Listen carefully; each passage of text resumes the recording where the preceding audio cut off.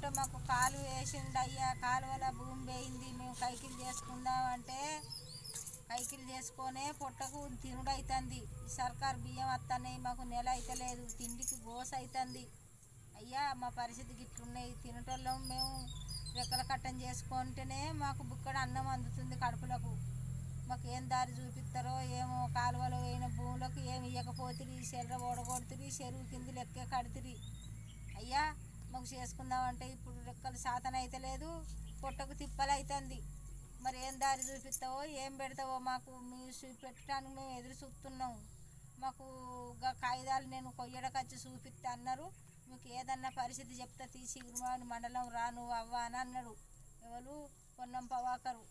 అవి ఆడదాకా వచ్చినా కూడా మీరు ఆ మందిలో నన్ను ఆడదాకా చేరనియ్యలే. మీ దగ్గర దాకా నేను కాగితాలు పట్టుకొని ఎండలు కొట్టంగా నీళ్లు తాగకుండా దూప కొద్ది నేను మీకోసం తిరిగిన అయ్యా. మాకు నీళ్లు తాగకుండా మీకోసం తిరిగితే మీరు దొరకలేరు.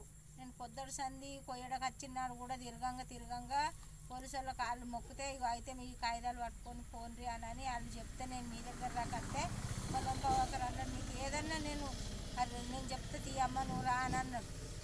ఆడదాకా వచ్చిన ఎక్కడికి శీఘ్రమాని మండలం దాకా వచ్చినా నేను పట్టుకొని వస్తే మీరు దొరకలేదు సారు. నాకేం చెప్తారో, నాకేం దారి చూపిస్తారో అయ్యా. మీది దారి చూపియాలి, నాకు ఇక్కడ అన్నం పెట్టిన వాళ్ళు కావాలి అయ్యా, నా పిల్లలకు మాకు.